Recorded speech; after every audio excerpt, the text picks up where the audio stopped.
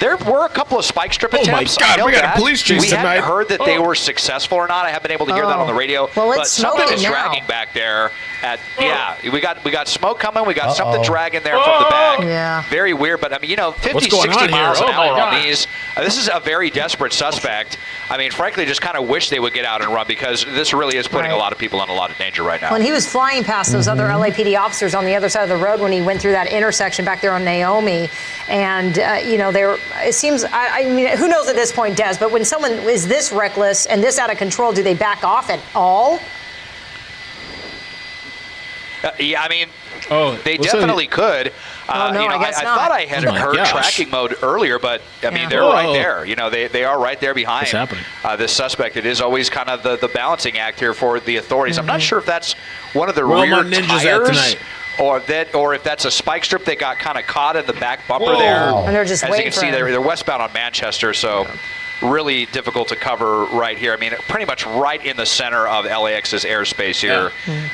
That's why we're seeing it here from such a far angle. So the farther west he goes, the more difficult it's going to be. But this vehicle, he's definitely having some trouble piloting it now at this point. And Perhaps the authorities, they are all out of control. right there on the spotlight from the helicopter as well. So they have this vehicle covered very well. It's just in a very difficult area for us to cover. He has really slowed down pretty much quite a bit there, Desmond, as he's starting to hit a little heavier traffic there. People trying to get out of the way there. But we're here. There he goes. And we're queer. Turn right. Oh, no. Yeah, now a northbound turn here, kind of deeper into the airspace. Looks like along Town Avenue, Town and 85th. Almost 500 people. Go Let's see how back much north. we can get in This here. car's still moving at a pretty good clip here. A lot of narrow streets here, a lot of parked vehicles, and you're up at 50, 60 miles an hour on this one. We're looking from like over a mile away at this pursuit, by the way. So just kind of dealing with all of the tall buildings and have to see this airspace to LAPD, obviously, but. Sometimes LAPD, it kind of depends on the watch commander too. Sometimes they just want to let it go. Other times they really want to get somebody, and they can't just let everybody go, or you're going to set a bad precedent that these suspects are going to wise up pretty quickly. That all we got to do is be as dangerous as possible, and the cops will leave us alone. So maybe this is kind of that instance where they kind of feel like they need to stick with it. Sometimes they need to set an example. I mean, it can obviously be pretty dangerous, but it looks like he's making an eastbound turn now onto 76. So we've been in this area the entire time. It was LAPD's Newton division that was chasing this, and we're just kind of circling around a lot of the same neighborhoods here. You see people coming out, looks like, and of course, the longer this goes on in residential streets, people hear the helicopters, they hear the sirens multiple times, and they come out and they want to see what's going on, and then they kind of end up getting involved, unfortunately, as well as we make another southbound turn. So just kind of going in loops now, southbound Avalon now at this point. All right, and Desmond, we just understand the assignment desk here telling us that they are authorizing a pit maneuver at some point. So perhaps knowing what we saw earlier where he couldn't control the car very well, even the slightest tap from a CHP cruiser could possibly bring this pursuit to an end by engaging that pit maneuver. Oh, yeah. Absolutely. Now coming towards us. Pit authorized, and we know that can be a problem with these SUVs, and especially just the way that this person is kind of driving this car. And it's going to be hard for them to find a spot to be able to kind of safely do that without potentially launching this car into other cars. As it kind of romps over the. Hit a bump right there, and so we're on 80th Street, but we've just really been in the same kind of neighborhood the entire time. I mean, at least they have their lights on now as it's starting to get dark. There's a lot of really dark streets down here in South LA that's, and you couple that with a car sometimes going pretty fast can be dangerous. But you see how narrow a lot of these streets are, and still the other streets like Central, turning northbound now on Central, still pretty busy. So, a pit is authorized, but it's going to have to be the perfect opportunity for LAPD to, commit to a pit maneuver here. And hard to see, but do we still see the car smoking like we did earlier? I don't think I see that now. I don't believe so.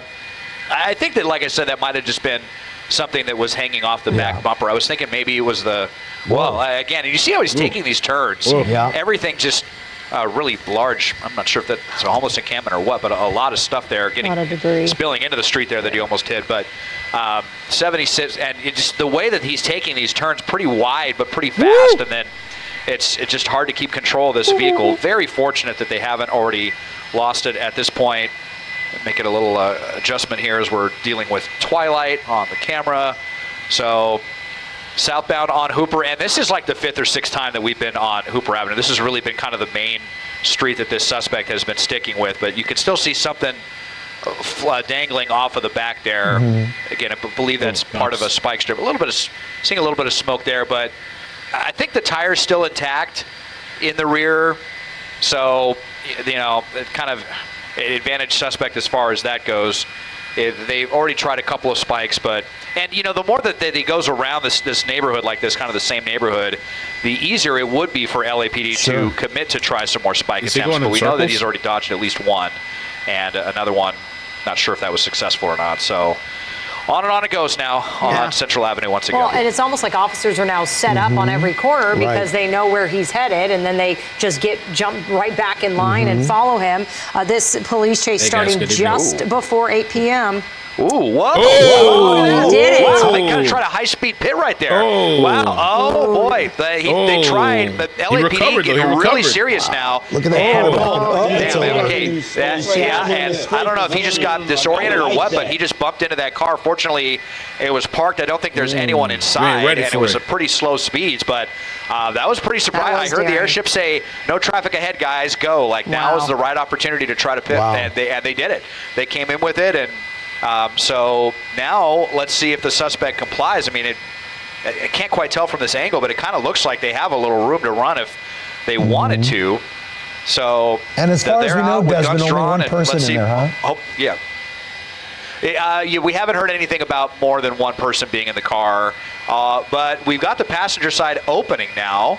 We'll see if we can scoot a little bit to the left or the right to just kind of get this pole out of the way. My pilot, Jeff, doing a great job dealing with LAX's airspace right now, but we do see some hands in the air out of the passenger side, so I'm not sure if that's the driver that scooted over or if that's a passenger. Oh, and now the door's closed again. So, well, that's not good. We had hands up in the air for a second, and then they just decided to get back in and slam the door. Well, we want to show our viewers once again, even though this was a faraway shot, Desmond, excellent shot. Here's that pit maneuver once again on the right side of your screen.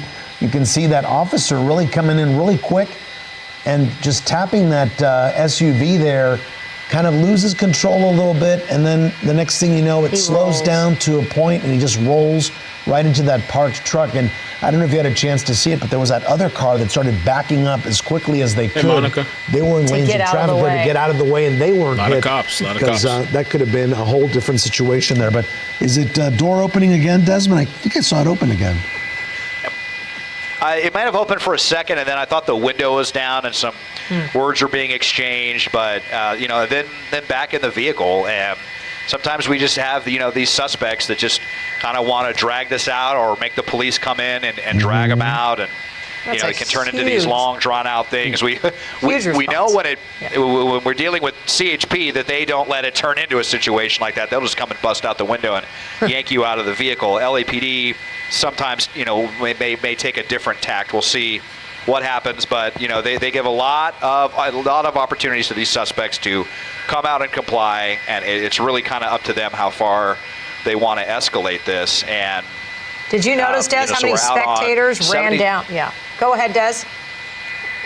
Oh, no. Well, yeah, I'm sure, there are probably quite a few people in the area out here walking around, and LAPD trying to shoo them away, get them out of the line. I keep hearing them say, watch your crossfire. So just making sure that everyone is, in a safe position to deal with this. And now they're getting some tape as well that they're setting up there on 76th Street just to make sure that, because, we are very close to a residential neighborhood. As I put the magnifier up right there, just it's a little bit grainy, just trying to get a view of that person, but you can see the outline, a couple of pixels there in the passenger seat. And again, not clear if that's a passenger or the driver that scooted over to the passenger seat. The way that they hit that car maybe can't open the driver's door, but we can see it pretty clearly now. We're seeing some more movement now, that's for sure, Desmond. Can you tell, Desmond, for where this car ended up, can they go forward if they wanted to? Could they still escape, or are they kind of wedged in by that parked vehicle and the officers right behind him. I think they're kind of wedged in. It's really hard to tell from this distance, but it seems so. I mean, you know, they hit that vehicle fairly head on, and then just I don't know. The fact that it's the passenger door that opened makes me think that the driver's door is blocked. And again, it's not clear if this is a second person or the only person in the vehicle, but either way, they're definitely not complying. And you know, we'll see if LAPD wants to unleash any pepper balls or bean bags or anything like that to let them know that they're serious, or if there's any, you know, canine units that they want to get involved in this as well. There's probably a canine back there somewhere, but it's really difficult to tell again from this angle. But you know, there's a dozen cruisers here and the helicopter overhead, and they don't seem to have any interest in trying to get the vehicle moving again. So at least we're stopped at this point, but. You know, we've seen these go on for a very long time when the suspects just kind of want to run out the clock and be as aggravating to the police as possible. And it's probably a good thing to have eyes on him now, Jasmine. Right? If he was sitting in the driver's seat, the officers wouldn't have that good of a perspective whether or not he can get out on the other side. At least they have a good shot of him here. Right, just waiting for him to come out. Yeah. And doesn't a pit maneuver disable a vehicle? I'm also just thinking, you know, hopefully he can't even move at all. You know, it wouldn't be any. It doesn't seem like it's a threat, and they haven't put any officers right in front. But yeah, I mean, it definitely can. I mean, they usually kind of have to spin the vehicle around to stall the vehicle. With that, it didn't quite happen in that way. I mean, it kind of fishtailed a little bit, and then it almost seemed like he took his foot off the accelerator and then bumped into that other truck right there. So. I mean, he was driving this truck pretty hard as well earlier. I don't know if that had any effect in all of this, but yeah, basically a standoff situation. I'm just listening to the helicopter overhead kind of call in units to seal off the street up ahead just to make sure that no one else is getting involved in this. You've got LAPD kind of down in this area. It looks like they might be preparing to do like a little bit of crowd control or something like that. I just saw a couple of officers down in this area, but yeah, still sitting here in front of this market. Naomi and 76, we'll just put that up again here, the banner really quickly, let you know where this is. And Naomi Avenue will be closed for basically as long as this guy wants it to be closed, or until LAPD decides to move in. Okay, now kind of furiously throwing the door open. Yeah, it almost like with a lot of energy, it seemed like. Close it again. So open and close. You know, probably agitated, and yeah, I mean, you know, you got in a pursuit and it doesn't look like you're getting away, so probably some agitation to be had. But just kind of flung the door open and then closed it again, and you know, no idea what kind of words are being exchanged there. But he's not happy and he's not complying. Yeah, you know, Desmond, when we were watching the replay of the pit maneuver earlier, I got a text from our reporter, Jeff Nolan. He noticed that the back passenger tire was flat. So no doubt it could have been a pit. I mean, it could have been caused by that spike strip. Could have been the smoke that we saw earlier coming out of that back tire. And it could be the reason why he doesn't want to go any farther, because I'm not going nowhere. He's only it's on my 3 human tires, rights. Right.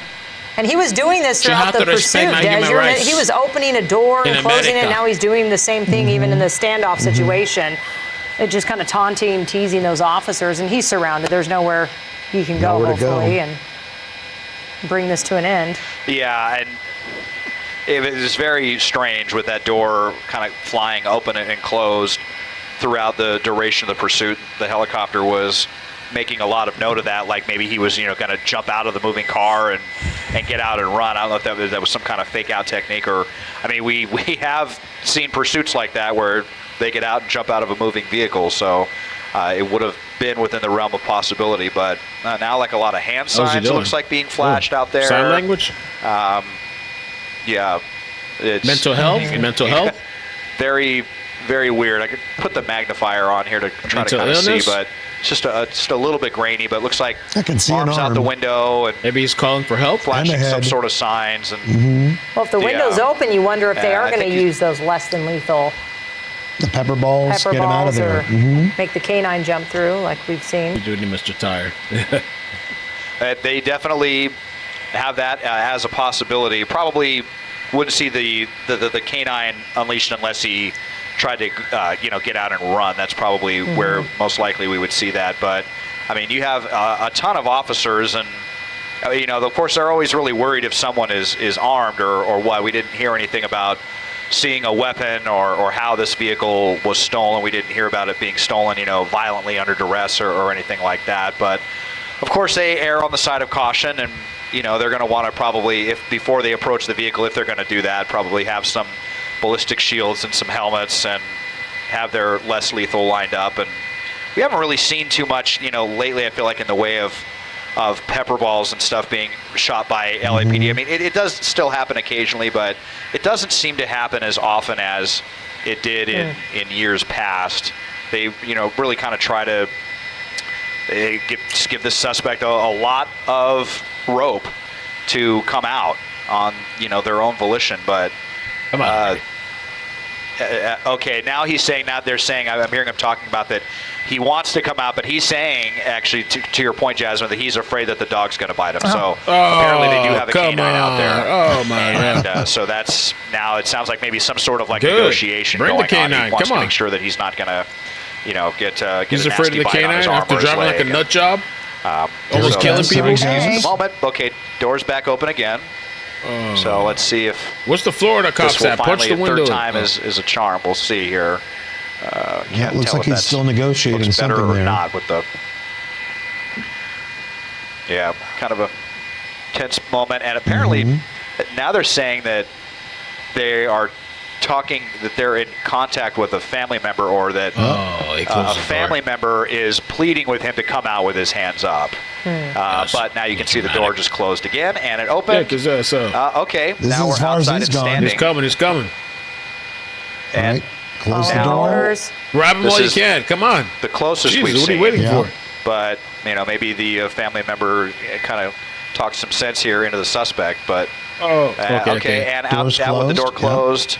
Stubborn motherfucker. And now I think we might finally He's an be asshole. complying. That's what it is. He should have got a spanking when he was growing up. Tender words of a loved one that he needed to hear to kind of shake the some world sense revolves into him. around him after stealing a car. I don't know. Look at him skipping away. So what's up with that? Complying. Okay, yeah. And if he would have continued doing that, then his fear of being bit by the dog would have been very, very real. But now down on the ground, reluctantly, and LAPD is probably going to want to check the vehicle first before they come to him, because it's kind of in the line of fire if there happens to be anyone else. But I think we're still kind of going on the thought that this is the only person. And they're talking about clearing the car right now. So they're going to do that. And once we hear that that's clear, then they'll come and put handcuffs on him. And Desmond, the good thing is it looks like, hopefully for the owner of this SUV there, this truck, that there's little damage to it, if anything. I mean, obviously he's going to have to get it checked. There may be some front body damage and also some damage caused by that blown out tire and driving on the rim. But the good news is tonight, nobody was hurt. This driver eventually complied. And what's interesting, Jazz, he must have called the family member, maybe when he was driving around the neighborhood, to let them know, hey, I'm in trouble. Police are following me. I'm in a stolen car. And that's perhaps maybe what got them to... And the agitation with the door opening, closing throughout the chase, and now this, and the hesitation, but rolling down, communicating with those officers. Yeah, they got him in cuffs. Bringing this to an end. Yep, they are calling this a code 4, all clear, one person in custody. And, we had kind of a little standoff situation there, but managed to kind of naturally de-escalate itself with, well, it sounds like, with the help of a family member. So, no injuries. And, I mean, there's definitely going to be probably some bumper damage at the very least for this vehicle, and new tires, maybe a little suspension damage with the way that the suspect was driving it. But all things considered, a pretty decent ending. No injuries and no serious damage to any vehicles. Indeed. All right. Desmond Shaw reporting live from us from SkyCal at the end of this pursuit that has finally come to an end. Thanks, Des. That's it. It's over. It's over. All right, you guys have a good night, I guess. Unless something else pops off tonight. That's it. Police chase over. All right, we'll see what tomorrow brings. He needs some milk. Oh! Somebody! Oh! He needs some milk. Mama's love. Have a good night, guys. Bye.